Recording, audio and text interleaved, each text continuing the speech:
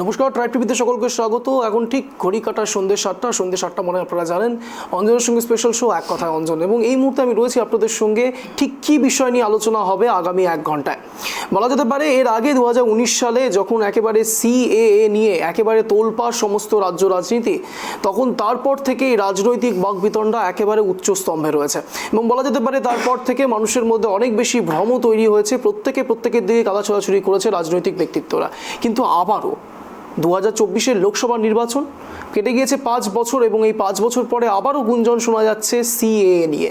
কেন এই গুঞ্জন, কি বিষয়, এ বিষয়ে বিস্তারিত আসবো, কিন্তু তার আগে দেখব ছোট্ট বিশেষ প্রতিবেদন। আসছি বিস্তারিত, দেখুন। सीएए देश का कानून है, इसको कोई रोक नहीं सकता और हम सीएए को लागू कर रहे हैं। আসন্ন লোকসভা নির্বাচনের আগেই নাগরিকত্ব সংশোধনী আইন বা সিএএ নিয়ে আবারও উত্তপ্ত হয়ে উঠেছে রাজ্য রাজনীতি। আসন্ন লোকসভা ভোটের আগে 2023-এর শেষ লগ্নে বঙ্গ সফরে এসে 24-এর ভোটের দামামা বাজিয়ে গিয়েছেন কেন্দ্রীয় স্বরাষ্ট্রমন্ত্রী অমিত শাহ। সাথে ফের সিএএ চালু করার প্রতিশ্রুতি দিয়ে গিয়েছেন তিনি। পাশাপাশি স্বরাষ্ট্র মন্ত্রকের এক আধিকারিক জানিয়েছেন, লোকসভা নির্বাচনের আগেই জারি হতে পারে নাগরিকত্ব সংশোধনী আইন বা সিএএ। তৈরি করা হতে পারে সিএএ এর ধারা, যাকে কেন্দ্র করে চলছে রাজনীতির পারদ। আদতে কি এই সিএএ, যাকে ঘিরে এত তর্ক বিতর্ক? চলুন জেনে নেওয়া যাক। 2019 সালে কেন্দ্রের তরফে নয়া নাগরিকত্ব ও নাগরিকত্ব সংশোধনী আইনের প্রস্তাব আনা হয়। এই সিএএ বা নাগরিকত্ব সংশোধনী বিলে বলা হয়, 2015 সালের আগে পড়শি দেশ বাংলাদেশ, পাকিস্তান, আফগানিস্তান থেকে আগত অমুসলিম অর্থাৎ হিন্দু, জৈন, খ্রিস্টান, পার্সি, বৌদ্ধ নাগরিকদের নাগরিকত্ব দেওয়া হবে। এরপরই এই বিল নিয়ে শুরু হয় বিস্তর বিতর্ক, শুরু হয় প্রতিবাদ আন্দোলনও। শেষ অবধি সংসদে পাশও হয়ে যায় এই বিল। শুধু অমিত শাহ নয়, একাধিক কেন্দ্রীয় নেতৃত্বের মুখে শোনা গিয়েছিল সিএএ প্রসঙ্গ। এদিকে সিএএ নিয়ে বরাবরই কেন্দ্রের বিরোধিতা করে এসেছেন মুখ্যমন্ত্রী মমতা বন্দ্যোপাধ্যায়, যাকে কেন্দ্র করে বিভিন্ন সময়ে সংঘাতের বাতাবরণ তৈরি হয়েছে কেন্দ্র রাজ্যের মধ্যে। 2019-এর 12ই ডিসেম্বর রাষ্ট্রপতির স্বাক্ষরের পর সিএএ আইন হলেও কেটে গিয়েছে 4 বছর, কিন্তু এখনো তার রুল তৈরি হয়নি। পরিবর্তে প্রতি 6 মাস অন্তর ওই আইনের ধারা তৈরির জন্য অতিরিক্ত সময় চেয়ে এসেছে স্বরাষ্ট্র মন্ত্রক, যা নিয়ে বিজেপির অন্দরেও অসন্তোষের সুর শোনা গিয়েছে একাধিকবার। আইনে পরিণত হলেও সিএএ এর ধারাগুলি এখনো তৈরি হয়নি। এবার সেই ধারা নিয়েই কেন্দ্র কাজ শুরু করে দিয়েছে বলে সূত্রের খবর। সিএএ নিয়ে এই ঘাত সংঘাতের আবহের মধ্যে নতুন করে আবারও সিএএ চালুর প্রতিশ্রুতি দিয়ে গেছেন কেন্দ্রীয় স্বরাষ্ট্রমন্ত্রী। জনসভায় দাঁড়িয়ে অমিত শাহ বলেছিলেন, আমি আপনাদের সামনে বলে যাচ্ছি, সিএএ এই দেশের আইন, একে কেউ আটকাতে পারবে না। এদিকে সূত্রের খবর, লোকসভা ভোটের অনেক আগেই লাগু হতে পারে সিএএ নিয়ম। অনলাইন পোর্টালটি তৈরি, পুরো প্রক্রিয়াটি অনলাইনে হবে। তৈরি হয়ে গিয়েছে নিয়মও। আবেদনকারীরা কবে ভারতে এসেছিলেন তা উল্লেখ করতে হবে। আবেদনকারীদের কাছ থেকে কোনো নথি চাওয়া হবে না। স্বরাষ্ট্র মন্ত্রকের ওই আধিকারিকের দাবি, যোগ্য আবেদনকারীরা তাদের মোবাইল ফোন ব্যবহার করে স্বরাষ্ট্র মন্ত্রকের একটি ডেডিকেটেড পোর্টালের মাধ্যমে সিএএ এর অধীনে নাগরিকত্বের জন্য আবেদন করতে পারেন। বর্তমানে প্রশ্ন উঠছে, দীর্ঘ 4 বছর পেরিয়ে গেলেও কেন সিএএ নিয়ে ধারা তৈরি করতে পারল না কেন্দ্র? সামনে লোকসভা ভোট বলেই কি সিএএ নিয়ে তাড়াহুড়ো করে ধারা বানাতে চাইছে কেন্দ্র? প্রসঙ্গত, অযোধ্যার রাম মন্দির আসন্ন লোকসভা ভোটে গেরুয়া শিবিরের এক প্রকার মাস্টার স্ট্রোক বলেই মনে করছে রাজনৈতিক মহল। তাহলে কি লোকসভা ভোটের আগে সিএএ লাগু কেন্দ্রের দ্বিতীয় মাস্টার স্ট্রোক হতে চলেছে? একদিকে বঙ্গ সফরে এসে খোদ স্বরাষ্ট্রমন্ত্রী সিএএ প্রসঙ্গ নিয়ে মন্তব্য, অন্যদিকে স্বরাষ্ট্র মন্ত্রকের আধিকারিকের দেওয়া তথ্য সিএএ জল্পনাকে আরও উস্কে দিয়েছে বলে ধারণা রাজনৈতিক মহলের একাংশের।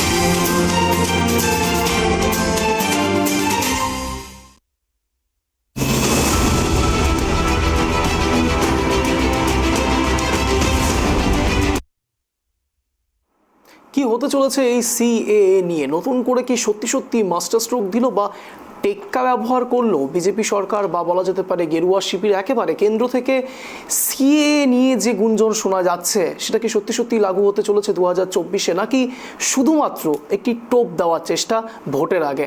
জানার চেষ্টা করব, বোঝার চেষ্টা করব। এই মুহূর্তে একেবারে আমাদের সঙ্গে স্টুডিওতে রয়েছে মাননীয় আনন্দ ভৌমিক, বিজেপি নেতা, একসাথে রয়েছে আমাদের সঙ্গে মাননীয় গৌরাঙ্গ চৌহান, তৃণমূল নেতা, এবং আমাদের সঙ্গে অনলাইনেও জুড়ে রয়েছেন কংগ্রেস দর্শকদের শুভ সন্ধ্যা।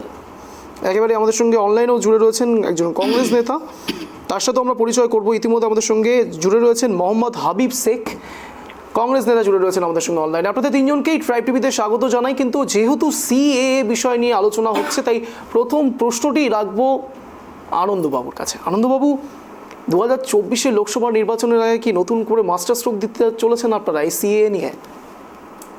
দেখুন, সিএ যেটা 2019 সালে সর্বসম্মতিক্রমে পাশ হয়েছে, সেটা আপনারা দেখছেন রাজ্যসভায় এবং পার্লামেন্ট দুটোতেই, এবং সর্বশেষ রাষ্ট্রপতি ওখানে সই করছে, যেটা একটা আইনে পরিণত হয়েছে। তো এই সিএএ নিয়ে যেটা নাগরিকত্ব সংশোধনী আইন, যেটা 2019 সালে পাশ হয়েছে, এটা নিয়ে বিরোধীরা একটা মানে বিশাল হইচই শুরু করে দিচ্ছে।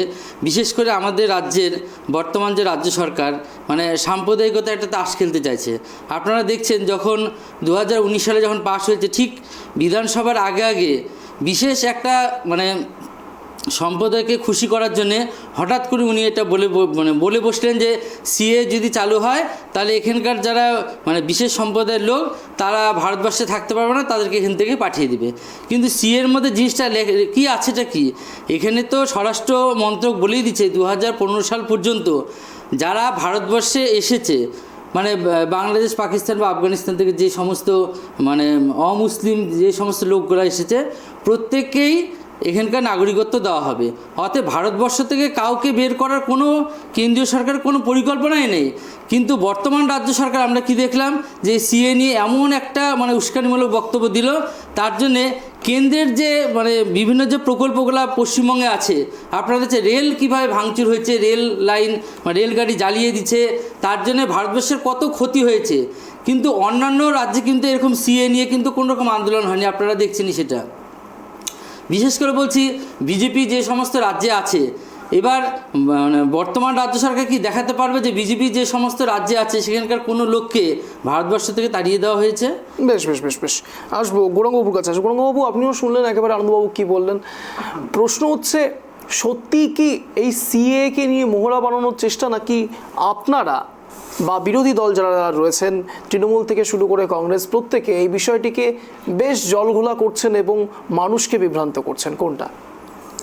দেখুন, 2014 সালে নরেন্দ্র মোদী ক্ষমতায় আসার পর এটা বারবার করে আমি বলি যে মানুষকে বিভ্রান্ত করা, মানুষকে বিপদগ্রস্ত করা, মানুষকে লাইনে দাঁড় করানো, মানুষকে বিভিন্ন প্রক্রিয়া, কাগজ কলম প্রক্রিয়া মধ্যে দিয়ে নিয়ে যাওয়া, এবং সম্প্রতি আমরা দেখতে পাচ্ছি যে গ্যাসের সাথে আধার লিঙ্ক করার জন্য রাস্তায় ঘন্টার পর ঘন্টা দাঁড়িয়ে থাকতে হচ্ছে। আমরা মৃত্যুও দেখেছি।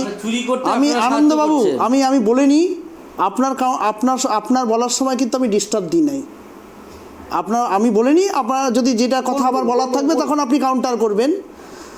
মনে রাখতে লাগবে, মানুষকে বিভ্রান্ত করার জন্য, বিপদগ্রস্ত করার জন্য যা যা প্রক্রিয়া করা দরকার নরেন্দ্র মোদী কিন্তু 10 বছরে করে গেছেন অলরেডি।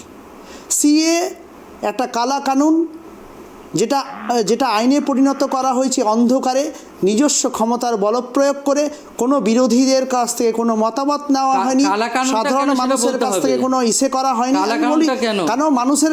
কারণ ওখানটায় বিরোধী যারা সাংসদরা ছিলেন তাদের কাছ থেকে কি জানা হয়েছে, তাদের ওপিনিয়ন নেওয়া হয়েছে, তাদের কোনো খসড়া, তাদের কাছ থেকে কোনো খসড়া নেওয়া হয়েছে?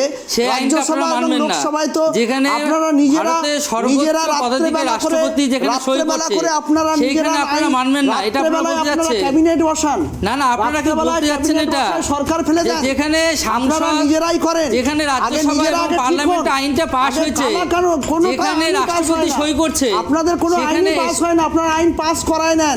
তাহলে আপনারা সুপ্রিম কোর্টে যান, যদি আপনাদের অসুবিধা সুপ্রিম কোর্টে যান। আর আইনটাতে কি লেখা আছে সেটা একটু সাধারণ মানুষকে বোঝান। যেখানে আপনারা আইনটাতে কি লেখা আছে, আইনটাতে কি লেখা আছে একটু সাধারণ মানুষকে বোঝান। আমি আইনটা বিষয়ে বলি, আমাকে তো বলতে দেন, আইনটা সম্বন্ধে বলি। যেখানে আজকে হিন্দুত্বের যে তোপ খেলা হচ্ছে বা তাস খেলে দিয়ে বিজেপি সরকার এতদিন ধরে জিতে আছে বা টিকে আছে মানুষের মধ্যে, আজকে সেই হিন্দুত্ব মানুষদেরকে সব থেকে বেশি বিপদগ্রস্ত করেছে। এই সিএতে হিন্দু খ্রিস্টান জৈন প্রত্যেককে নাগরিকত্ব দেওয়া হবে। কাদের দেওয়া হবে? 1955 সালের আগে তাদের জন্মের প্রমাণপত্র ওখানে চাইছে। কি বলছে যদি না 2015 সাল থাকুক, পর্যন্ত যারা ভারতে আছে 1955 পরে যারা এসেছে, যারা ভারতে আছে 1955 পরে যারা এসেছে, 2015 হোক না। আপনারা যদি কিন্তু রোহিঙ্গাদের 1955 আগে আপনারা যদি তার রোহিঙ্গাদের প্রমাণপত্র নাগরিকত্ব যাচ্ছে। দিতে চান, আপনি কি দেখাতে ভারত পারবেন? সরকার সেটা তো মানবে আপনার না। বাবা ঠাকুরদা এখানে এসে রোহিঙ্গাদের জমি যদি আপনারা কিনছিলেন আশ্রয় কেন? দেন পশ্চিমবঙ্গে, 1955 সেইটা তো সালের ভারত আগে সরকার আপনারা দায় নিবে না। পারবেন না। আপনারা রোহিঙ্গাদের যদি আশ্রয় দিতে আপনারা চান, রোহিঙ্গা- রোহিঙ্গাদের যদি নাগরিকত্ব দিতে চান, সেখানে তো ভারত সরকার দায় নিবে রোহিঙ্গা না। আমাদের এখানে আশ্রয় পায় না, ওগুলা ভুল কথা। সেটা আমরা দেখছি তো। 24 পরগনায় আমরা অনেক দেখছি, 24 পরগনায় 24 পরগনা অনেক দেখছি। আপনাদের আপনাদের মন্ত্রী, আপনাদের নেত্রী, আপনাদের নেত্রী অন ক্যামেরা বলছে বাংলাদেশ থেকে যদি কেউ আসে আপনার লিস্টে নাম দেওয়া আমাদের দায়িত্ব। আনন্দবাবু, গৌরবাবু, আসবো। বেশ বেশ বেশ বেশ বেশ বেশ আপনাদের দুজনকে আমি সময় দিয়েছিলাম হাবিবাবুর কাছে আসবো। প্লিজ প্লিজ প্লিজ গৌরঙ্গবাবু, আসবো। এভাবে হয় না, প্লিজ গৌরঙ্গবাবু, প্লিজ প্লিজ আনন্দবাবু, আসবো। হাবিবাবুর কাছে আসবো, আপনাদের কাছে আসবো।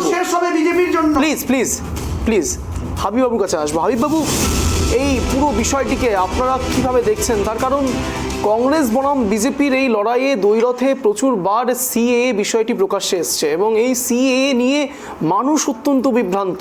এই মানুষকে বিভ্রান্ত করার যে রণকৌশল, সত্যি কি এটা বিজেপি করছে, নাকি বিরোধী দলনেতারা সবাই মিলে আপনারা একটা নতুন কোনো স্ট্র্যাটেজি তৈরি করার চেষ্টা করছেন সিএএ নিয়ে? কি ভাবেন আপনি? প্রথমত দাদা নমস্কার। বলুন। সিএ এবং এনআরসি আজকে যে আলোচনা চলছে, নিশ্চয় সামনে ইলেকশনকে রেখে এই এনআরসি পশ্চিমবাংলায় হোক, এটা চেয়েছিল মমতা ব্যানার্জি। এনআরসি নিয়ে কথা হচ্ছে না, সিএএ নিয়ে কথা হচ্ছে। আচ্ছা, সিএ এনআরসি নিয়ে কথা হচ্ছে। সিএ করে আখেরে যে লাভ কার হবে সেটা আমি প্রশ্ন রাখতে চাই বিজেপির কর্মকর্তাদের কাছে। এবং আসামে যে এনআরসি হয়েছিল সেটা আখেরে কার লাভ হলো? বেশ উত্তর নেব আনন্দবাবুর কাছ থেকে উত্তর নেব। আনন্দবাবু, সরাসরি উনি প্রশ্ন করছেন আপনাদের যে কি লাভ হলো আসামে সিএ এনআরসি যাবতীয় বিষয়, এত রণকৌশল, কি লাভ হলো? দেখুন, সিএএ যেটা বলা হচ্ছে যে ভারতীয় নাগরিকত্ব আইন, যেটা 2015 সালে যারা ভারতবর্ষে 2015 সাল পর্যন্ত আর কি যারা বাসিন্দা আছে ভারতবর্ষে প্রত্যেককেই নাগরিকত্ব দেওয়া হবে। তা আসামের কথা বলছেন, আসামে আপনি দেখাতে পারবেন যে কোনো ধর্মীয় বা কোনো লোককে আসাম থেকে বাইরে বের করে দেওয়া হচ্ছে, অন্য দেশে পাঠিয়ে দেওয়া হচ্ছে, এটা কি দেখাতে পারবেন? না দেখাতে পারবেন কি এটা? এবার আপনারা মানে অহেতুক একটা মিথ্যে অভিযোগ করছেন। অধিকারটা কে দিয়েছে? আজকে তৃণমূলের যে বন্ধু আছে, আমি বলতে চাই, ওনারা এতদিন যে লুটপাট করে খেতে, যখনই আধার যখনই সংযোগ করা হচ্ছে তখনই চুরিগুলো ধরা পড়ছে। তো আমরা দেখছি আজকে ভুয়ো জব কার্ড পশ্চিমবঙ্গে প্রায় 1 কোটি ভুয়ো জব কার্ড, সেই জব কার্ডের যে চুরি করছে টাকাগুলো, সেই টাকাগুলো কোথায় গেল? আজকে যখন আধার লিঙ্ক হচ্ছে তখনই আমরা ধরতে পারছি। রাস্তায় বসে রয়েছে শ্রমিক, কৃষক, মেহনতি মানুষরা, তার লজ্জা হওয়া উচিত। একটা বিজেপি সরকারকে লজ্জা হচ্ছে, করা উচিত। তাহলে আপনারা বলছেন যে সরকার যেরকম খুন করে খাচ্ছে খাক, করোনার সময় এরা গঙ্গায় লাশ ভাসায়, এরা হিন্দুত্বকে সবচেয়ে বেশি অপমান করেছে। এরা হিন্দুত্বকে অপমান করেছে। যেটা ইমিডিয়েট জব কার্ড, এই ভুয়ো জব কার্ড 1 কোটি যে ভুয়ো জব কার্ড যখন আধার লিঙ্ক করা হলো তখনই ধরা পড়লো। সেই টাকাগুলো তৃণমূলের যারা খেয়েছে, আপনারা কি বলছেন যে তৃণমূলের যে যারা নেতারা টাকা খেয়েছে তাদের, আমিও তো তৃণমূলের কাজের টাকা এরা দেয় না। তৃণমূলের বন্ধুদের কাছে বলছি 1 কোটি ভুয়ো জব কার্ডের টাকা যে চুরি করছে তৃণমূল, সেই তৃণমূলের টাকাগুলো কোথায় গেল? সেই নেতাগুলো কি হলো আপনারা বলুন, জবাব দেন। আজকে মিড ডে মিলের টাকা চুরি হচ্ছে, যখনই আধার সংযোগ হচ্ছে তখন সব ধরা পড়ছে। মিড ডে মিলের টাকা চুরি হচ্ছে, সেই টাকা কোথায় গেল? আপনাদের বানানো সেই বলি, টাকা কোথায় গেল? ওটা আপনাদের বানানো বলি। এটা তো পার্লামেন্টে শিক্ষামন্ত্রী সরাসরি বলছে, পার্লামেন্টে শিক্ষামন্ত্রী সরাসরি বলছে দেওয়ার জন্য যারা এই কাজ করছে আজকে তাদেরকে অবিলম্বে তাদেরকে বর্জন করা পশ্চিমবঙ্গে এত চুরি। আরে আপনাদের রানী মন্ত্রী জেলে, রানী মন্ত্রী জেলে সেটা বলে, আপনাদের খাদ্যমন্ত্রী প্রাক্তন খাদ্যমন্ত্রী জেলে কেন? প্রাক্তন খাদ্যমন্ত্রী জেলে কেন? আপনাদের নেতা মন্ত্রীদের বাড়ি থেকে কোটি কোটি টাকা উদ্ধার হচ্ছে কেন? সেটা বলে। কোনো হিসাব নাই। আপনাদের বকিউর রহমান যে 1000 কোটি টাকার মালিক কি করে হলো? একজন সাধারণ চাল ব্যবসায়ী থেকে কি করে 1000 টাকার মালিক হলো? আপনাদের বীরভূমের যে বাঘ বলে তিনি কি করে 1000 কোটি টাকার মালিক হলো? বীরভূমের যে বাঘ আপনারা বলে, আপনাদের বীরভূমের জেলা সভাপতি কি করে 1000 কোটি টাকার মালিক হলো? সেটা বলে। বীরভূমের জেলা সভাপতি, আরে বীরভূমের জেলা সভাপতি কি করে 1000 কোটি টাকার মালিক হলো সেটা বলে। পশ্চিমবঙ্গের মানুষ জানতে চাইতো, যখন আধার লিঙ্ক হচ্ছে তখন পশ্চিমবঙ্গের বিভিন্ন দপ্তরের চুরিগুলো ধরা পড়ছে। আপনারা 52টা দপ্তরে কেন্দ্রীয় টাকা সরাসরি চুরি করছে। আপনারা কেন্দ্রীয় সরকারের 52টা প্রকল্প সরাসরি টাকা চুরি করছে। যখন আধার লিঙ্ক হচ্ছে তখন ধরা পড়ছে তো, ধরা পড়ছে তো। সেটাই তো বলছি যে চোরের বেশি দিন, চোরের 10 দিন, গৃহস্থের 1 দিন। গৃহস্থরা বুঝে গেছে পশ্চিমবঙ্গে কারা চুরি করছে। এবার গৃহস্থরা তার সঠিক এবার উত্তরটা দিবে। আপনারা 2024 লোকসভার জন্য অপেক্ষা করুন, আপনাদের কি আছে দেখবে। গোটা ভারতবর্ষ লুট চলছে আর আপনাদের বিজেপি পার্টি ফান্ড, বিজেপির পার্টি অফিস কি করে 3000 কোটি টাকা দিয়ে একটা বিজেপি পার্টি অফিস তৈরি হয়? আরে আপনারা একটা আঞ্চলিক দল, আপনাদের দলের ভাইপো কি করে রাজমাসে থাকে? ডিবেট হবে, রাজনৈতিক উত্তাপ বাড়বে, এটাই স্বাভাবিক। সিএএ শুধুমাত্র রাজনৈতিক উত্তাপের কারণে নয়, সাধারণ জনতাদের মধ্যে যথেষ্ট উত্তপ্ত করার পরিস্থিতি তৈরি করছে। এবং এই বিষয় নিয়ে একেবারে শশী পাজা কি বলেছেন এই বিষয়ে একবার শোনাই, তারপর আসছে আলোচনা।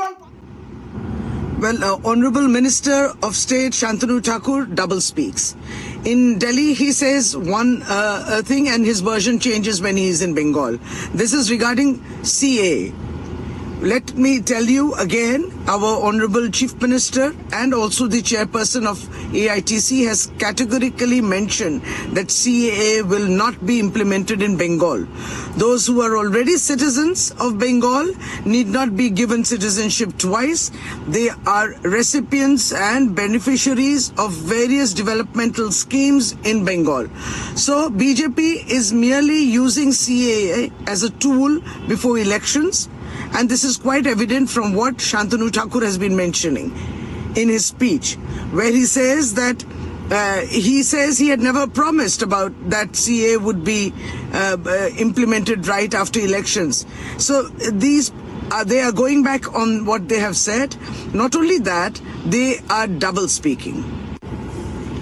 শান্তনু ঠাকুর যিনি হচ্ছেন কেন্দ্রের প্রতিমন্ত্রী এবং তিনি দ্বিচারিতা করছেন, দিল্লিতে একরকম কথা বলছেন, আবার বাংলায় অন্যরকম কথা তিনি বলেন। সিএ পরিষ্কারভাবে তৃণমূল কংগ্রেসের পক্ষ থেকে সভানেত্রী এবং রাজ্যের মুখ্যমন্ত্রী মমতা বন্দ্যোপাধ্যায় বলে দিয়েছেন যে সিএ এই বাংলায় হবে না। এইটা যারা বলছেন লোকসভার নির্বাচনের আগে প্রতিশ্রুতি দিচ্ছেন, তারপরে এর আইনটা তারা প্রণয়ন করেছেন কিন্তু সেইটাকে আরম্ভ করতে পারছেন না, কারণ গাইডলাইন্স ঠিক নেই। এইগুলো কোথাও না কোথাও মানুষের সঙ্গে প্রতারণা করছে। মুখ্যমন্ত্রী পরিষ্কার বলে দিয়েছেন মমতা বন্দ্যোপাধ্যায় সিএ হবে না, এবং তিনি পরিষ্কারভাবে বলে দিয়েছেন যে আপনারা পশ্চিমবাংলায় যারা বসবাস করছেন, রেশন পাচ্ছেন, সমস্ত রকম সরকারি প্রকল্পর সঙ্গে তারা যুক্ত রয়েছেন, তারা ইতিমধ্যে নাগরিক, এবং দ্বিতীয়বার তাদেরকে নাগরিকতা দেওয়ার যে সিএ এর মাধ্যমে বিজেপি বলছে যে সমস্তটা ভুল, ফলে সিএ প্রয়োজন নেই, সিএ হবে না। মুখ্যমন্ত্রী পরিষ্কারভাবে বলে দিয়েছেন যারা পশ্চিমবাংলায় রয়েছেন তারা প্রত্যেকেই দেশের নাগরিক। প্রতারণা চলছে, একেবারে বাংলার মানুষের সঙ্গে প্রতারণা চলছে, এমনই এক প্রকার নিশানা করলেন শশী পাজা। আচ্ছা, আসবো আনন্দবাবুর কাছে। আনন্দবাবু, আপনি কিভাবে নিজেদেরকে ব্যাখ্যা করবেন? আপনি একজন বিজেপির রিপ্রেজেন্টেটিভ, আপনি এটাকে মেনে নিতে পারছেন কি যে শশী পাজা ডিরেক্টলি বলছেন আপনাদেরকে যে আপনারা বিভ্রান্ত করার চেষ্টা করছেন, সিএ এর আদতে কোনো প্রয়োজনই নেই? আপনাদের টিভি স্ক্রিনে মানে যার বক্তব্য শুনলাম আর কি, উনি যে কথাটা বললেন, আমি ওনাকেই বলতে চাই, পশ্চিমবঙ্গটা কি ভারতবর্ষের বাইরে? এটা কি একটা পাকিস্তান নাকি? যে একটা রাষ্ট্রপতি যে বিলে সই করছে, সেই বিলটা গোটা ভারতবর্ষে লাগু হবে। এবার মানে পশ্চিমবঙ্গের যে মুখ্যমন্ত্রী আছে উনি কী করে বলতে চান যে একটা রাষ্ট্রপতির যে সই করা সেই আইনটা ভারতবর্ষে মানে প্রত্যেকটা রাজ্যে লাগু হবে না? তা উনি কি ভাবছেন? উনি কি ভাবছেন মানে মানে পশ্চিমবঙ্গটা কি পাকিস্তান? আমি সেটা জানতে চাই। পশ্চিমবঙ্গ কি ভারতের অন্তর্গত কি না সেটা আগে জবাব দিন। তৃণমূলের বন্ধুর কাছে আমি জানতে চাই, পশ্চিমবঙ্গ ভারতের অন্তর্গত না পাকিস্তানের অন্তর্গত? যেখানে ভারতবর্ষের সর্বোচ্চ আসন রাষ্ট্রপতি, সেই রাষ্ট্রপতি যখন সই করে সেটা একটা আইনে পরিণত হয়। এবার আপনারা বলছেন রাষ্ট্রপতির কথা শুনবেন না, না আপনারা রাষ্ট্রপতির কথা শুনবেন না, আপনারা কোর্ট মানবেন না, আপনারা কি পাকিস্তানের ভিতর নাকি? সেই কথা আমরা আগে শুনতে চাই। লাইনে দাঁড় করায় বিভ্রান্ত করছেন কেন? মানুষের অর্থনৈতিক উন্নয়নগুলো কেন? চাকরি 2 কোটি দিতে পারেন না কেন? লাইনে দাঁড়াচ্ছেন, আরে মশাই ভোট দিতে গেলে তো লাইনে দাঁড়াতে হয়। আপনারা বলছেন তাহলে ভোট দিতে হবে না, মানুষের গণতান্ত্রিক অধিকার প্রয়োগ করবে না, মানুষের গণতান্ত্রিক অধিকার প্রয়োগ করবে না। আপনারা বলছেন লাইনে দাঁড়াবে, ভোট দিতে গেলে তো লাইনে দাঁড়াতে হয়, তাহলে আপনারা বলছেন গণতান্ত্রিক অধিকার করবে না। সেটা বলে আজকে বলে পশ্চিমবঙ্গ ভারতের অন্তর্গত না পাকিস্তানের অন্তর্গত, সেটা আপনারা বলে যেখানে রাষ্ট্রপতি আইন করছে। আজকে যখন কাজ করতে পারে না, আজকে যখন কেন্দ্রীয় সরকার প্রত্যেকটা জিনিসে আধার লিঙ্ক করতে বলছে, তখন পশ্চিমবঙ্গের মাননীয় অসুবিধা বা অন্যান্য রাজ্যে কোনো লোক অসুবিধা নেই। না না, আপনাদের এত অসুবিধা কিসে? ধরা পড়ে আছে, আপনারা চুরি করছেন, ধরা পড়ে আছে, সেইটা বলে না না সিএটা শুধু বন্ধ করতে হয় তাহলে বর্ডার সিল হচ্ছে না কেন? সিএটা কি শুধু পশ্চিমবঙ্গে লাগু হবে?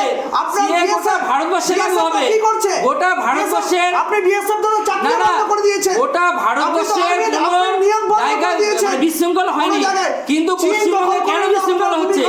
আপনারা এই সিএ নিয়ে কি সাম্প্রদায়িক রাজনীতি চাইছে? যেভাবে ভারতবর্ষের নেপাল আমাদের ভূখণ্ড দখল করেছে, যেভাবে ভারতবর্ষের বিজেপি লজ্জা হওয়া উচিত। অবস্থা আপনারা ভেঙে দিতে চাইছিলেন, যেভাবে ভারতবর্ষের অর্থনৈতিক অবস্থা ভেঙে দিতে চাইছিলেন, আমরা দেখছি তো এই সিএকে কেন্দ্র করে আপনারা কিভাবে উস্কানিমূলক বক্তব্য রাখছিলেন। আজকে পশ্চিমবঙ্গ বাদে আর নরেন্দ্র মোদীর একটা প্রকল্প দেখান যে, আর আপনি এখানে বসে আছেন ওই নরেন্দ্র মোদীর প্রকল্প তো পশ্চিমবঙ্গের সরকার চুরি করছে।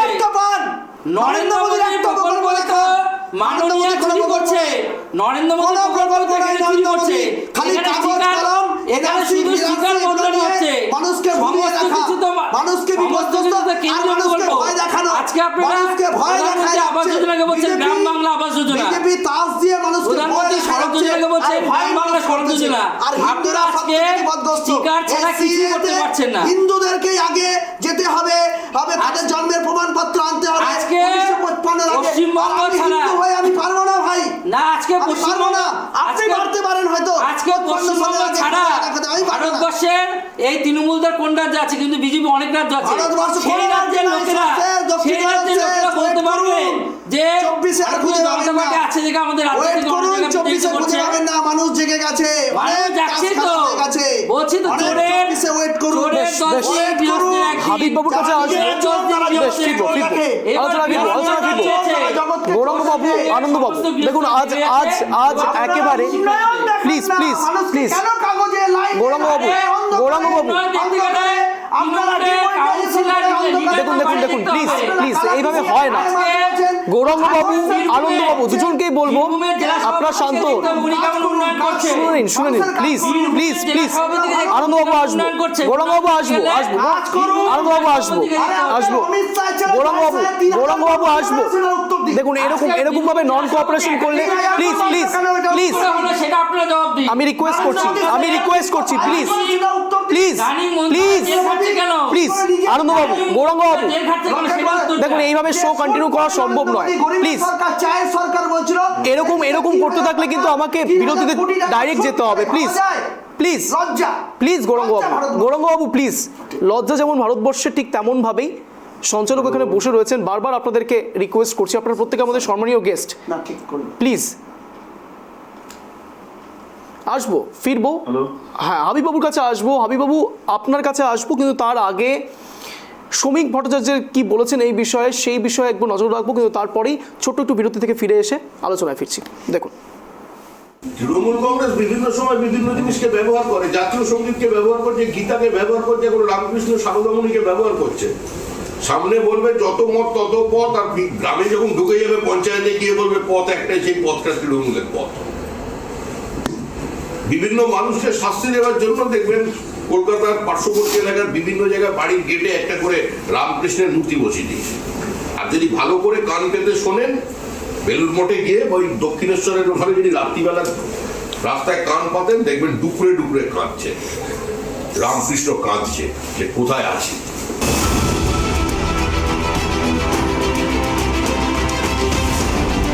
তৃণমূল কংগ্রেস বিভিন্ন সময় বিভিন্ন জিনিসকে ব্যবহার করে, জাতীয় সঙ্গীতকে ব্যবহার করছে, গীতাকে ব্যবহার করছে, কোনো রামকৃষ্ণ সারদামণিকে ব্যবহার করছে।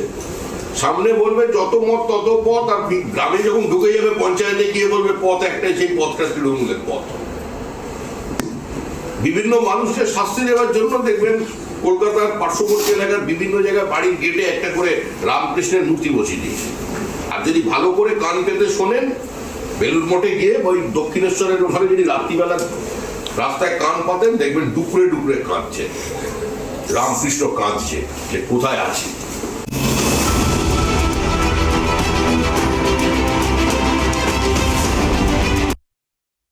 না, কোনো কথা নয়, এক্সট্রা কথা নয়, একেবারে আলোচনায় ফিরবো, হাবিববাবুর কাছে আসবো। হাবিববাবু নিশ্চয়ই শুনলেন, একেবারে টেকনিক্যাল কিছু কারণের জন্য হাবিববাবুর সঙ্গে আমরা কানেক্ট করতে এখন পারছি না, কিন্তু হাবিববাবুর সঙ্গে আবার কানেক্ট করবো। কিন্তু তার আগে গৌরাঙ্গবাবুর কাছে আসবো। গৌরাঙ্গবাবু, বিজেপির মুখপাত্র শ্রমিক ভট্টাচার্য একেবারে সরাসরি বললেন, শুনলেন, দক্ষিণেশ্বরে নাকি রামকৃষ্ণ দেব কাঁদছেন, দেখুন যে কোথায় রয়েছে, মানে এক প্রকার সিএ নিয়ে ইনডিরেক্ট আপনাদেরকে নিশানা। ওনারা এই কথাগুলো বলবেন, রামকৃষ্ণদেব দক্ষিণেশ্বরে কাঁদছেন, কিন্তু দক্ষিণেশ্বরে যে সরকার গঠন হওয়ার কিছুদিন পরেই ওখানে কিন্তু ফ্লাইওভার হয়েছে, ওখানকার পরিবেশের ওখানে বড় বিবেকানন্দের মূর্তি স্থাপিত হয়েছে, ওখানকার পরিবেশ গেলে পরে একটু আলাদা, এবং বড় লঞ্চ করে বেলুর মঠেও মানুষ আসতে পারে। এগুলো উন্নয়ন, এগুলোকে মানবেন না ওনারা, এগুলো মানবেন না, এগুলো বলেও লাভ নেই।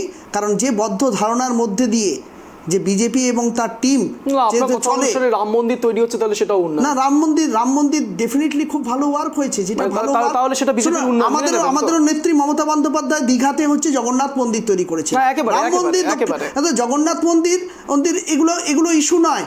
আমাদের ইস্যু হচ্ছে ধর্ম নিয়ে চললে হবে না। আপনি এক্ষুনি বলেন গৌরাঙ্গবাবু যে কিছুক্ষণ আগেই দক্ষিণেশ্বরে বেলুর মঠকে ঘিরে একেবারে আপনি একদম কোট আনকোট এর কথাটি বললেন বেলুর মঠে, যে এগুলো হচ্ছে উন্নয়নের বিষয় এবং সেই উন্নয়নের দিকে বিজেপি নজর দিচ্ছে না। তাহলে রাম মন্দিরও উন্নয়নের নজির, তাহলে আপনারা সেই দিকে নজর দিতে চাইছেন। আজকে আমাদের পুরীর জগন্নাথ মন্দির হচ্ছে, পুরী নয়, আমি রাম মন্দির কথা বলছি। আমি বলছি দীঘা জগন্নাথ মন্দির, দীঘার জগন্নাথ মন্দির নজর ভালো করে তৈরি হচ্ছে, একেবারে সত্যি কথা এটা। ওনাকে নজর দিচ্ছেন, ওনাকে নজর দিচ্ছেন, বলুন তো। একেবারে উত্তর নেবো আনন্দবাবু থেকে উত্তর নেবো। আনন্দবাবু, নজর দিচ্ছেন আপনারা দীঘার জগন্নাথ মন্দির যেটা তৈরি হচ্ছে, জানেন এই বিষয়ে? মানে যত পশ্চিমবঙ্গে যত মন্দির হয় ততই ভালো। উনি যদি মানে কমপ্লিট করুক, তারপরে আমরাও যাব দেখতে যে উনি কেমন উন্নয়নটা করছেন। উনি যদি মানে ওটা যদি মানে কমপ্লিটই করেন, অবশ্যই ভালো একটা দিক। না, তখন আপনারা বলে বসবেন না তো যে এবার দীঘার জগন্নাথ মন্দিরে জগন্নাথ ঠাকুর এবার সরাসরি সিএ এর জন্য কান্নাকাটি করছেন? না, মানে দীঘার যে জগন্নাথ মন্দিরটা, এটাও একটা অনুপ্রেরণা, যেহেতু আপনাদের মুখপাত্র শ্রমিক ভট্টাচার্য তো এই কথাটাই বলছেন। হ্যাঁ, বলছি দক্ষিণেশ্বরের রামকৃষ্ণ মহাদেব নাকি কান্নাকাটি করছে। সেই কান্নাকাটি করা, উনি যেটা বিষয়টা বলছেন সেটা বুঝুন, যে পশ্চিমবঙ্গে সম্পূর্ণ বাইরে মানে চাকচিক নীল সাদা, ভিতরে হচ্ছে খোকলা। যেমন আমাদের রায়গঞ্জ হাসপাতালের কথা বলছে, দেখবেন বাইরে চাকচিক একেবারে, ভিতরে কোনো পরিষেবা নাই। স্বয়ং মাননীয় যে এসএসকেএম যে গেছিলেন উনি আজকে উনি বলছিলেন- পরিষেবা কথা না, আজকে না, বলছে CA এই কথাটা- আমাদের আলোচনা। এখানে 100-200 ডাক্তার, এখানে রায়গঞ্জের মতো শহরে, আপনিও রায়গঞ্জের ছেলে, অবশ্যই, আমিও- সেটা আমরা জানি। এখানে ডাক্তারি রায়গঞ্জ কেন্দ্রিক আমরা যাবো না, আমরা রায়গঞ্জ কেন্দ্রিক যাবো না। হাবিববাবুর কাছে আসবো। হাবিববাবু, এই বিষয়টাকে আপনারা কিভাবে দেখছেন? আপনি একজন কংগ্রেসের নেতা, আপনি এই বিষয়টিকে কিভাবে দেখছেন? একাধারে দেখা যাচ্ছে সিএএ নিয়ে নানান রকম ইস্যু উঠছে, একেবারে রামকৃষ্ণ দেবের কথা উঠছে, শ্রমিক ভট্টাচার্যের কথা তুলছেন। কিছুদিন আগে আমরা দেখেছিলাম কুণাল ঘোষ, মুখপাত্র তৃণমূলের, তিনি একেবারে রামকৃষ্ণ দেব, স্বামী বিবেকানন্দ, মমতা বন্দ্যোপাধ্যায়, অভিষেক ব্যানার্জি সব মিলিয়ে দিয়েছিলেন। এবং তারপরে পরবর্তীকালে এই সিএএ নিয়ে 2024 লোকসভা নির্বাচনের আগে আবার নতুন করে এক কটাক্ষ, কিভাবে দেখছেন এই বিষয়টাকে?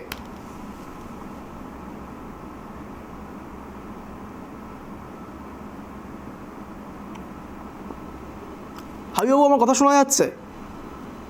হ্যাঁ বলুন। আমার প্রশ্ন শোনা গিয়েছে? না, খুব সাউন্ডের গন্ডগোল চলছে, আচ্ছা বেশ, এবার আমার কথা একেবারে বুঝতে অডিবল। পারছেন?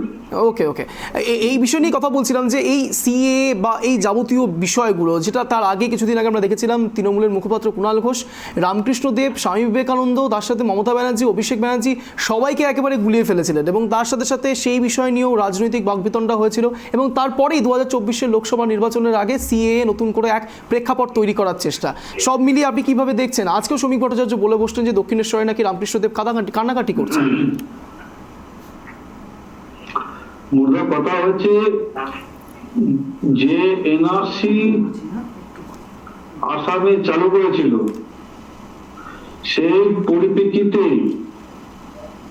হ্যালো একেবারে আসবো। এই মুহূর্তে সবচেয়ে বড় খবরের দিকে নজর রাখবো। এই মুহূর্তে সবচেয়ে বড় গুরুত্বপূর্ণ খবরের দিকে ব্রেক করছে ট্রাইব টিভি। আজ লিপস অ্যান্ড বাউন্স মামলায় অমৃতা সিনহার এজলাসে শুনানির পর ইডির তৎপরতা। নিয়োগ দুর্নীতি ও লিপস অ্যান্ড বাউন্স মামলায় ধৃত সুজয় কৃষ্ণ ভদ্রকে ভয়েস টেস্টের জন্য এসএসকেএম হাসপাতাল থেকে ইএসআই জোকাতে স্থানান্তরিত করার তৎপরতা শুরু। এসএসকেএম হাসপাতালে পৌঁছেছে অ্যাম্বুলেন্স, সেই ছবি আপনাদেরকে দেখাচ্ছি সরাসরি ট্রাইব টিভির পর্দায়, এক্সক্লুসিভ সেই ছবি। এই মুহূর্তে ট্রাইব টিভি ব্রেক করছে, ব্রেকিং নিউজ এই মুহূর্তে আপনাদেরকে দেখাচ্ছে। এসএসকেএম হাসপাতালে পৌঁছেছে অ্যাম্বুলেন্স, উপস্থিত হয়েছেন সিআরপিএফ এর সিইও। আজ লিপস অ্যান্ড বাউন্স মামলায় অমৃতা সিনহার এজলাসে শুনানির পরে ইডির তৎপরতা তুঙ্গে। নিয়োগ দুর্নীতি ও লিপস অ্যান্ড বাউন্স মামলায় ধৃত সুজয় কৃষ্ণ ভদ্রকে ভয়েস টেস্টের জন্য এসএসকেএম হাসপাতাল থেকে ইএসআই জোকাতে স্থানান্তরিত করার তৎপরতা শুরু।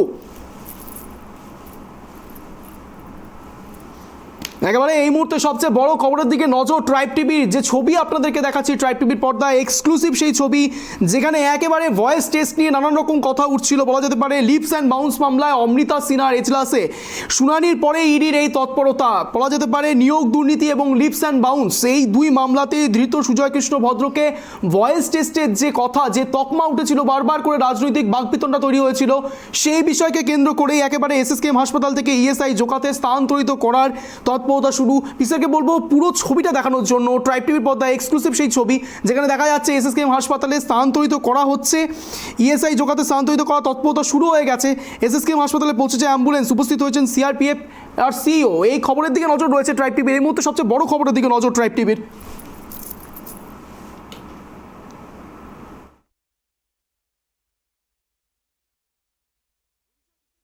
করব এই মুহূর্তে জুড়েছে আমাদের সঙ্গে আমাদের প্রতিনিধি রিমিক মাঝি। রিমিক,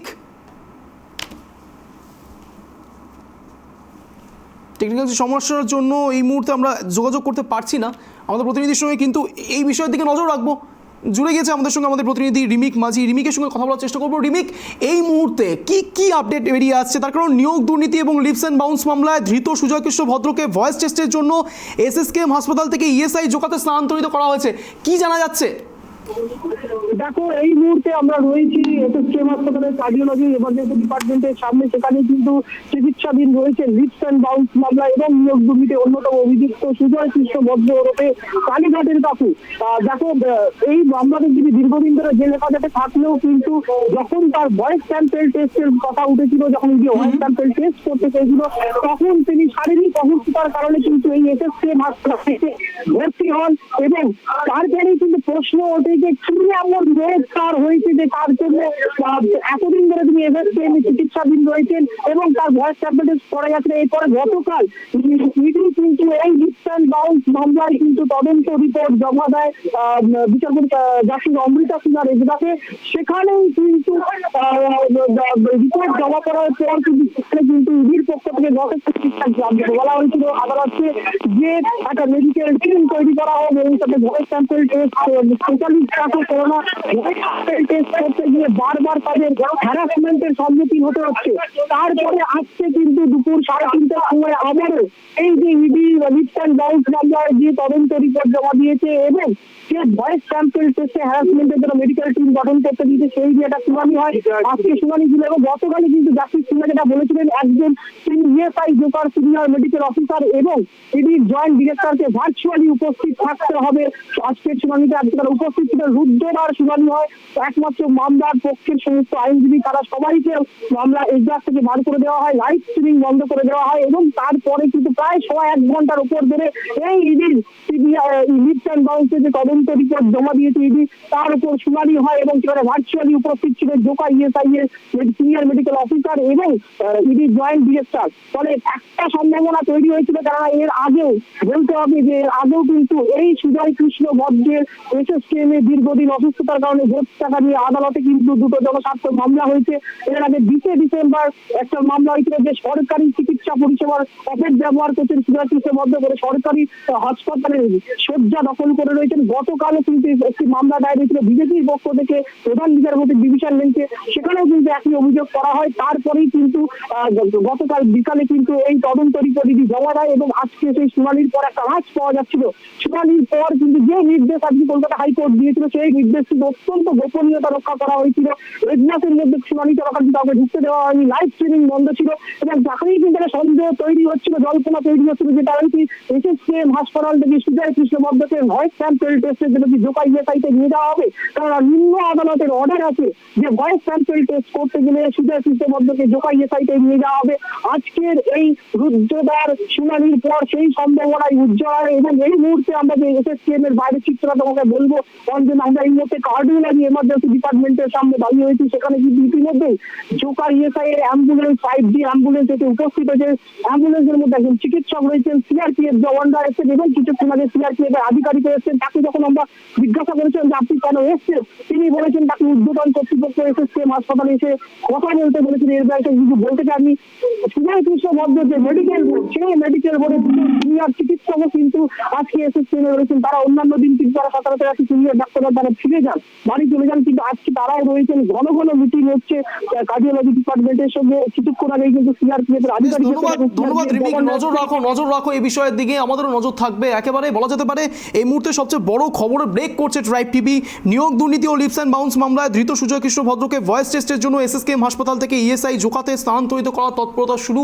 একেবারে গ্রাউন্ড জিরো থেকে আমাদের প্রতিনিধি আপনাদের এই খবর দিচ্ছিল। একেবারে ট্রাইব টিভি আপনাদেরকে সবার আগে এক্সক্লুসিভ সেই খবর আপনাদের কাছে পৌঁছে দিয়েছে। আরও বিপাকে সুজয় কৃষ্ণ ভদ্র। ফের আলোচনায় ফিরবো। এবার এই মুহূর্তে একেবারে আমাদের সঙ্গে স্টুডিওতে রয়েছে, আরেকবার পরিচয় করিয়ে দেবো। এই মুহূর্তে রয়েছে আমাদের সঙ্গে আনন্দ ভৌমিক, বিজেপি নেতা, এবং আমাদের সঙ্গে রয়েছেন গৌরাঙ্গ চৌহান, টিএমসি নেতা, এবং তার সাথে রয়েছেন আমাদের সঙ্গে মোহাম্মদ হাবিব শেখ, কংগ্রেস নেতা। ফের আলোচনায় ফিরবো, কিন্তু তার আগে যে ব্রেক করলাম, যে খবর ব্রেক করলাম, সেই খবর নিয়ে সত্যি কি আলোচনা একটু দরকার নয়? প্রথম প্রশ্নই রাখবো একেবারে গৌরাঙ্গবাবুর কাছে। গৌরাঙ্গবাবু, কি বলবেন এবার? ভয়েস টেস্টের জন্য জোকা ইএসআই হাসপাতালে ভর্তি করা হচ্ছে, তাকে স্থানান্তরিত করা হয়েছে।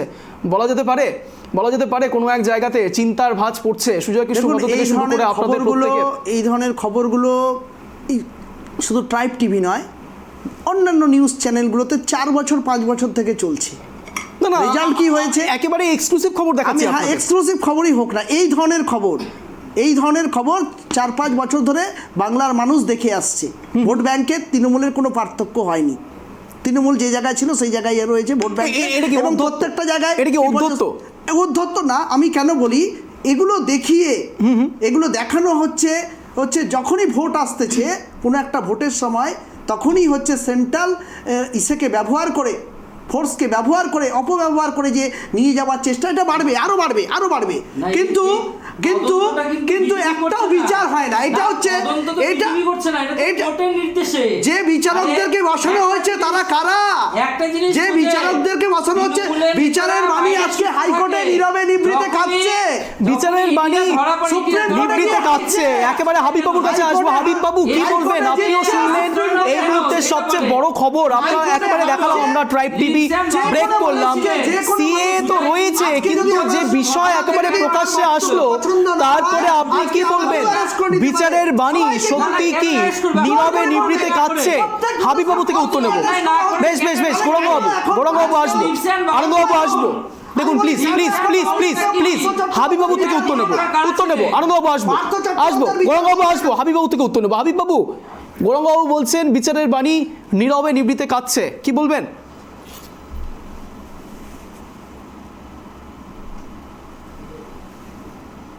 হাবিব বাবু শোনা যাচ্ছে আমার কথা? হ্যাঁ শোনা যাচ্ছে। একেবারে গৌরঙ্গবাবু বললেন যে বিচারের বাণী নাকি নীরবে নিবৃতে কাঁদছে, আপনি কি বলবেন সেই বিষয়ে? মাঝে মধ্যে প্রবলেম করছে সাউন্ডে, আবার প্রবলেম হচ্ছে। আমার প্রশ্ন শোনা গিয়েছে? Hello? আমার প্রশ্ন শোনা গিয়েছে? না না, রিপিট করুন। গৌরঙ্গবাবু কিছুক্ষণ আগেই বললেন একেবারে যে বিচারের বাণী নীরবে নিবৃতে কাঁদছে, কি বলবেন সেই বিষয়ে?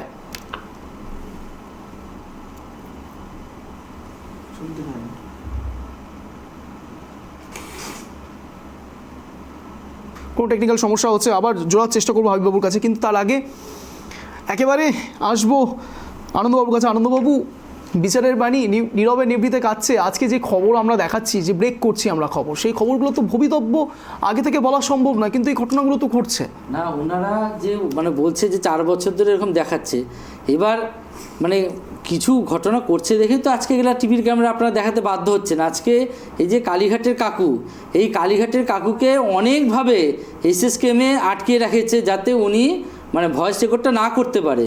যখন লাস্ট পর্যন্ত কোর্টে গেছে, কোর্ট যখন রায় দিচ্ছে তখন বাধ্য হচ্ছে এসএসকেএমের কর্তৃপক্ষকে ছাড়তে আর কি, মানে এরকম পরিস্থিতিতে। আজকে একটা জিনিস দেখবেন, তৃণমূলের কোনো নেতা যখনই ইডি বা সিবিআইয়ের কাছে গ্রেপ্তার হয় তার পরপরই দেখবেন তাদের আশ্রয় হয় এসএসকেএম। এর কারণটা কি? মানে বাইরে থাকলে অসুস্থ, যে ইডি বা সিবিআইয়ের কাছে যখন ধরা পড়ছে তখনই তারা অসুস্থ হয়ে যাচ্ছে। কারণটা কি? এর কারণটা কি? আমাকে এইটা বুঝান। ইস্যু তুললেন। আমি যখন বলি তাহলে একটু শুনে নেন। বিজেপির নেতারা গোটা ভারতবর্ষে যে ধরনের যত বড় বড় স্ক্যাম করেছে, যে আপনারা কোর্টে যেতে পারেন। কোর্টে যেতে পারেন, কোর্ট খোলা আছে তো। বলুন, যত কোর্ট বড় খোলা আছে স্ক্যাম তো। হয়েছে, ক্ষমতা থেকে সরে যাওয়ার পরে নিঃসন্দেহে একই চিত্র দেখতে পারবেন। না, কোর্ট খোলা আছে তো, আমরা কোর্টে যদি যাচ্ছে না কেন? মনে রাখবেন, হিস্ট্রি রিপিটস ইটসেলফ। ইতিহাস কোর্টে যাচ্ছে না কেন আপনারা? আপনারা তো মুখে বললে হবে না। ক্ষমতার আর আমরা তো পশ্চিমবঙ্গে দেখতে পাচ্ছি। নরেন্দ্র মোদী অমিত শাহকে জেলে যেতে লাগবে, পশ্চিমবঙ্গে আমরা দেখতে পাচ্ছি। নরসিংহা পশ্চিমবঙ্গে এবং আমরা বি দেখতে রাজাকে পাচ্ছি। যেতে হয়েছিল, কি সেরকম দেখতে ওনাদেরকেও পাচ্ছি? যেতে লাগবে। যে রোজ ক্ষমতা রোজ যেদিন তৃণমূলের চলে যাবে, নেতারা এখন কোনো না ক্ষমতার কোনো অপব্যবহার কেলেঙ্কারিতে করছে তো, ধরা সেটা পড়ছে। প্রমাণিত হবে। কারণটা কি? আর প্রমাণ করুন না। কারণটা আর কি? আমাদের দল আজকে কখনো শুনুন, আপনারা যদি আমাদের দল কখনো ভয় তুলসী পাতা corruption হন তাহলে support করে না। আপনাদের তো জেল যদি দিবে কেউ না তো। corruption করে, সে নিজের কোর্ট- ক্ষমতা ইসে করবে। কোর্টের কিন্তু দল- তত্ত্বাবধানে চলছে তো এগুলা। নরেন্দ্র মোদী কোর্টের তত্ত্বাবধানে চলছে। তাহলে কোর্ট আপনারা কোর্টের রায়কে মানছেন না। গাড়ি থেকে যখন কোর্টের রায়কে মানছেন না আপনারা। শোনা পাওয়া যায়, আপনারা কোর্টের তখন রায়কে কিছু মানছেন দেখানো হয় না। এটা তো তখন ইডি দেখানো হয় না। বিজেপি করছে না। মণিপুরে যখন এটা নারী- তো কোর্টের নারীদের তত্ত্বাবধানে ধর্ষণ করে চলছে। উলঙ্গ করে এবার রাস্তায় বের আপনাদের করা হয়, নেতা মন্ত্রীরা হয় টিভিতে দেখানো হয় না। না, ভুল বলছেন গৌরঙ্গবাবু।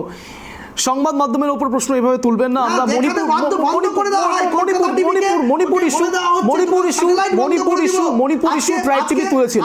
মণিপুর ইস্যু ট্রাইব টিভি তুলেছিল। ট্রাইব টিভি দায়িত্বশীল সংবাদ মাধ্যম। গৌরঙ্গবাবু সব খবর দেখিয়েছি আমরা, সব খবর দেখিয়েছি। না, আমরা সব খবর দেখিয়েছি। মণিপুর ইস্যু তুলেছি। চাপ সৃষ্টি করছে। সাধারণ মানুষ কেন দেখানো হলো না? মণিপুরে উলঙ্গ করে রাস্তায় গোটা ভারতবর্ষের মুখ পড়ে গেল দেখুন। বিশ্বের কাছে। কিছু সেন্সার থাকে, আসবো কিছু সেন্সার থাকে। আনন্দবাবু আপনার কাছেও আসবো, গৌরবাবু আপনার কাছে আসবো। শুনে নেবেন, সেন্সার থাকে, আমরা ব্লার করে হলেও সেই খবর দেখিয়েছি গৌরবাবু।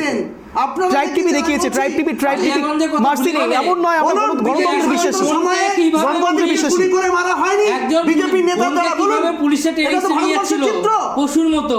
আপনারা বিজেপির নেতা যারা আচ্ছা বেশ, একটা প্রশ্ন আমি চামড়া তোলা হয়েছে, আনন্দবাবুর কাছে কেন করবো। করা হচ্ছে? আনন্দবাবু, একটা প্রশ্ন দানা বাচ্ছে, এই সপ্তাহ হলো, সুজয় কৃষ্ণ ভদ্র হলো, বেশ নানান রকম দুর্নীতির কথাও আপনারা প্রকাশ্যে আনছেন, নানান রকম ইস্যু, কিন্তু এটা একটা বাজারে গুঞ্জন রয়েছেন, কেস দেবেন না, কিছু ভাববেন না এই ব্যাপার নিয়ে, সংবাদ মাধ্যম বা এক কথায় অঞ্জন কিছু বলছে না, বাজারে একটা বিষয় একেবারে আলোচনা একেবারে সামনে এসছে, প্রকাশ্যে এসছে, যে দীর্ঘ 4 বছর পেরিয়ে গেলেও সিএ নিয়ে ধারা কেন তৈরি করতে পারলো না, হঠাৎ 2024-এর আগেই আবার সিএ কেন, 2019-এর সময় আবারও লোকসভার ভোটের সময়তেই সিএ ইস্যু ছিল, 2024-এও আবারও সিএ ইস্যু, মূলত ভোটের আগে এত দুর্নীতির কথা, এত সিএ, নানান রকম আইন, নানান রকম বিল, কি করে সম্ভব? শুধুই কি যখন একটা বিল পেশ করে দেওয়া না, নাকি যখন একটা বিল এজেন্ডা? কিছু নাই, আইনে পরিণত হয়, পৌঁছানোর কোনো এজেন্ডা নাই, যখন একটা বিল আইনে পরিণত হয়, সেই বিলটা কিছু নাই, কোনো উন্নয়ন সঙ্গে নাই, সঙ্গে লাগু হয় না, যাওয়ার রাস্তা এবার নাই, তার একটা ভোট সময়সীমা চাওয়ার থাকে। জায়গা নাই, কি করবে? এত এগুলো নিয়ে বড় ফিরে একটা আসতে হবে তো। ভারতবর্ষ, হিন্দুত্বের এত কাজ বড়- খেলতে লাগবে, হিন্দুত্ব না, কাছে বিক্রি করে, আমি প্রশ্নটা বিক্রি করছে। আমাদের হিন্দু জাতিকে অপমানিত আসবো, করছে। বরং আপনার কাছেও আসবো, সেটা শুনতে চাই কিন্তু না। আগে আজকে যেটা আনন্দবাবু, আপনারা বলছেন যে সিএ, এবার একটা যখন আইন যখন মানে চালু হবে আর কি, গোটা ভারতবর্ষে একটা আইন চালু করতে গেলে তার কোথায় কি হতে পারে না হতে পারে সেটা নিয়ে সবার সাথে এটা আলোচনা হয়, মানে সেই আলোচনাতে 2024-এর আগে সেই আলোচনা আরো বেশি করে না, হয়তো জোরালো হলো সবার নাকি? সাথে আলোচনা করার পরেই তো সেগুলো আসে, তো সেটাই তো, মানে সেগুলো 5 বছর যখন সময় লাগবে। লাগু হয়, অবশ্যই এত বড় একটা মানে আইন পরিণত করতে হলে তো একটু সময় লাগবে, মানে সেটা তখন 5 হবে বছর না। সময় লাগবে এবং 24-এর আগে সেটা হবে না। কাগজ কলম কিছু ছিল না, উপরে কভার ছিল, মোড়ক ছিল, ভিতরে কিছু নাই, আরে পাস হয়ে গেল বিল। না পার্লামেন্টে তাহলে ক্যাবিনেটে যারা ছিল, মন্ত্রীরা কি ঘুমিয়েছিলেন? পার্লামেন্টে আপনাদের সাংসদরা ছিল তো, আপনার সাংসদদেরকে কথা বলতে রাজ্যসভায় দেননি আপনাদের আপনারা। সাংসদ ছিল তো, কি আমাদের করলো তারা? সাংসদদেরকে আপনারা দেখান তাহলে নাই। ভোটাভুটি বিল কেন আগে হলো? দেখাতে হয়। না ভোটাভুটি বিল আগে কি করে দেখাতে হলো? কোনো ভোটাভুটি কি? ভোটাভুটি হয়নি? রাত্রেবেলা আপনারা বিল পাস করেন, না ভোটাভুটি ভোটাভুটি হয়নি, আপনি কি বলছেন? কোনো ভোটাভুটি হয়নি, ভোটাভুটি সব হয়নি? আপনারা নিজেরা করেছেন। ভোটাভুটি হওয়ার সব পরে তো নিজেরা সেটা করেছেন। রাষ্ট্রপতির কাছে গেছে। আপনারা আরে রাত্রেবেলা আপনারা সরকার যদি- গঠন করেছেন, না, আপনারা আমাদের তো মনে কোনো আছে, কিছু মানতে চান যখন না। আপনি পাচ্ছেন না, আপনারা সরকার গঠন করেছেন। রাষ্ট্রপতির আইন তোমার কথা শোনা মানতে চান যাচ্ছে। না, হাবিব বাবু, আপনারা হঠাৎ করে সুপ্রিম সরকার কোর্ট মানতে গঠন চান না। করছেন। হাবিব বাবু, আমার কথা শোনা যাচ্ছে? আপনাদের যদি মুখ্যমন্ত্রী এত করে ইচ্ছে দিচ্ছেন। আপনারা সুপ্রিম কোর্টে যান কত না, বড় ক্ষমতা, সুপ্রিম কোর্টে যান অপব্যবহার। না, সুপ্রিম কোর্টে গেলে তো আপনারা বুঝতে পারবেন যে এটা কি, এটা স্থগিত হচ্ছে না আইন ঠিক আছে। কোন আপনারা তো রাজনৈতিক কাউকে দল মানবেন না। সমর্থন করেনি, কোন আপনারা কাউকে মানবেন না। কোনো আপনারা script দেখানো হয়নি, এই পড়ানো সেটা হয়নি, বলা হয়নি, একটা সম্প্রদায়কে শুধু খুশি করার শুধু জন্য, ভোটের শোনেন, সময়ে রাজনীতি একটা- করার জন্য করা হয়েছে। আরে বেশ, তৃণমূল আসাউদ্দিন একটা ওয়াইসি সম্প্রদায়কে এই খুশি করার সিএ জন্য নিয়ে আসাউদ্দিন আজকে ওয়াইসি পশ্চিমবঙ্গে কি কোনো বলেছে সম্প্রদায় নয়, একবার শোনা একটা তারপর আসছি আলোচনা হিন্দুত্বকেই শুনুন সবথেকে বেশি ক্ষতি শুনুন। করছেন। একটা আমি পারবো একটা না, সম্প্রদায়কে 1995 খুশি করার জন্য বেশ, বেশ, আসাউদ্দিন ওয়াইসি এই বিষয়ে কি বলেছে একবার শোনাবো। আজকে সিএ নিয়ে কারা উচ্ছৃঙ্খল এখানে করছিল অন্য পশ্চিমবঙ্গে? সম্প্রদায়ের বিষয় আছে না। উচ্ছৃঙ্খলতা কারা করছিল? আসবো প্লিজ রেল কারা ভাঙছিল? আরে রেল কারা ভাঙছিল, রেল কারা সাধারণ মানুষ ভাঙছিল।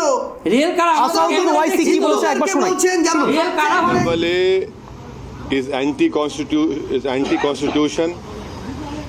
It is a law which has been made on the basis of religion, and please understand that CAA must be read with and understood with NPR NRC, which will lay down conditions of the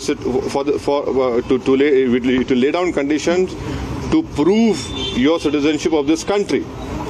And I'm telling you, if that happens, it will be a grave injustice, especially to the Muslims, to the Dalits, and to the especially poor people of India, irrespective of which caste and religion they belong to. It is unconstitutional because it is made on religion. Secondly, it has to be understood with NPR NRC.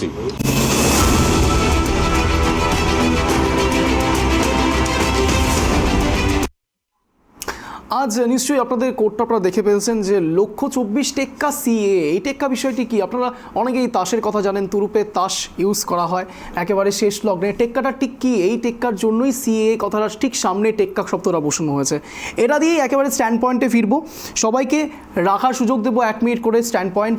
প্রথম সুযোগ দেবো একেবারে হাবিব বাবুকে। হাবিব বাবু, আমার কথা শোনা গেলে আপনার 1 মিনিট সময় শুরু হচ্ছে এখন। টোটাল বিষয়টিকে আপনি ওয়ান লাইনারে কীভাবে শেষ করবেন? 1 মিনিট সময় শুরু হচ্ছে আপনার এখন, বলুন।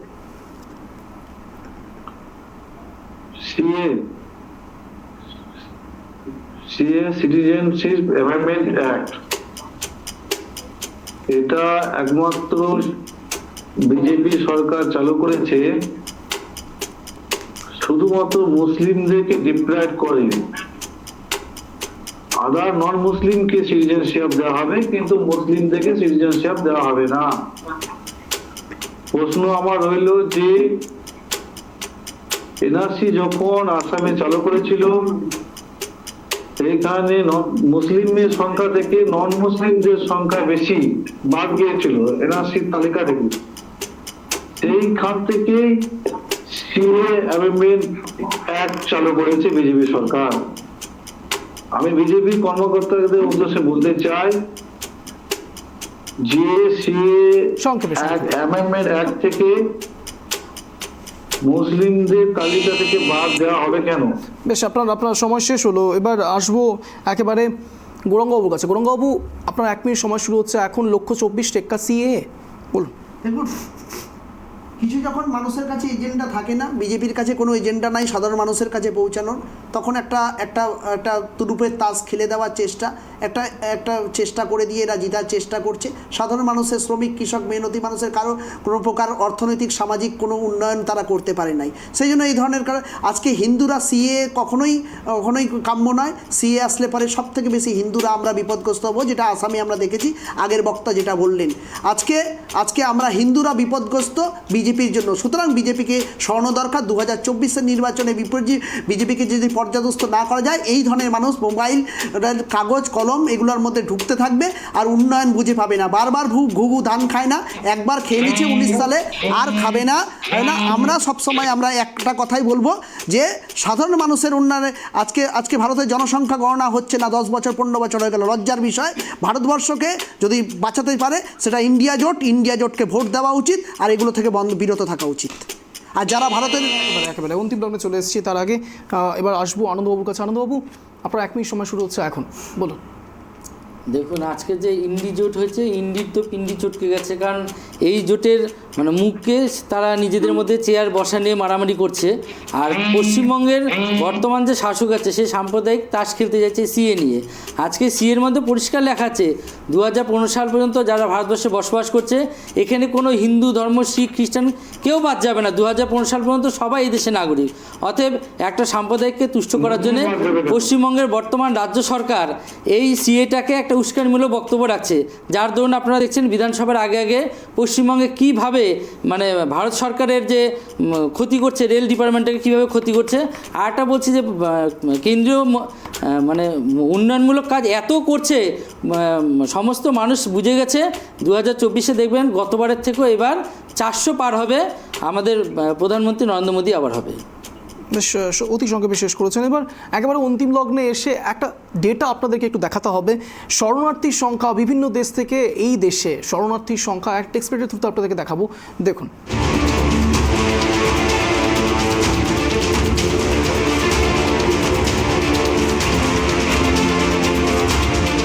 মায়ানমারে 12,434, শ্রীলঙ্কা 1,02,434 শ্রীলঙ্কায়, এবং তিব্বতে 58,155 জন। যে ছবি আপনাদেরকে বোঝানোর চেষ্টা করছি, বিভিন্ন জায়গা থেকে, বিভিন্ন দেশ থেকে শরণার্থী, অর্থাৎ ইংরেজিতে যাকে বলা হয় রিফিউজি, তারা প্রত্যেকে এই দেশে এসছে। মায়ানমার, আর কোন দেশ, পাকিস্তান, বাংলাদেশ, আফগানিস্তান, শ্রীলঙ্কা, তিব্বত, এই সব জায়গা থেকে এই ভারতবর্ষে এসছে। এবং তারপরেই কি এই যাবতীয় বিষয় নিয়ে এছাড়াও আরও অনেক হিসেব রয়েছে।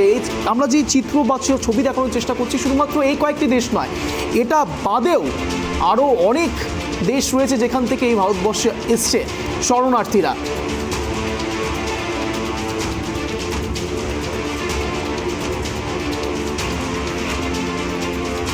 আরও একটা ছবি আপনাদেরকে বোঝানোর চেষ্টা করব। যৌথ সংসদীয় কমিটির জানুয়ারি 2019-এর রিপোর্ট অনুযায়ী 5 ধর্মের 31,313 সংখ্যালঘু উদ্বাস্তু পাকিস্তান, আফগানিস্তান এবং বাংলাদেশ থেকে ভারতে এসছে। 2019 সালের মার্চ মাসে স্বরাষ্ট্র মন্ত্রণালয় সংসদকে বলেছিল যে 3টি দেশের শরণার্থীর সংখ্যা ছিল, যেটা দেখতে পাচ্ছেন, তারা কোনো ধর্মের পরিসংখ্যান প্রকাশ করেনি। 2019 সালের মার্চ মাসে স্বরাষ্ট্র মন্ত্রণালয় সংসদকে বলেছিলেন যে 3টি দেশের শরণার্থীর সংখ্যা ছিল 1,16,085 জন, কিন্তু তারা কোনো ধর্মের পরিসংখ্যান প্রকাশই করেননি। এই যাবতীয় বিষয় অনেক ধোঁয়াশা, অনেক প্রশ্ন নিয়েই আজ শেষ করতে হবে। একেবারে অন্তিম লগ্নে এসে আপনাদের 3জনকেই ট্রাইব টিভির পক্ষ থেকে অশেষ ধন্যবাদ জয়েন করার জন্য, যোগদান করার করার জন্য এক কথায় অঞ্জনের ডিবেট প্রোগ্রামে। এবং এই বলেই আজকের এই শো শেষ করতে হচ্ছে। এরকমই টান টান শো দেখার জন্য প্রতিদিন নজর রাখতে হবে ঠিক সন্ধ্যে 7টায় এক কথায় অঞ্জনে। নমস্কার।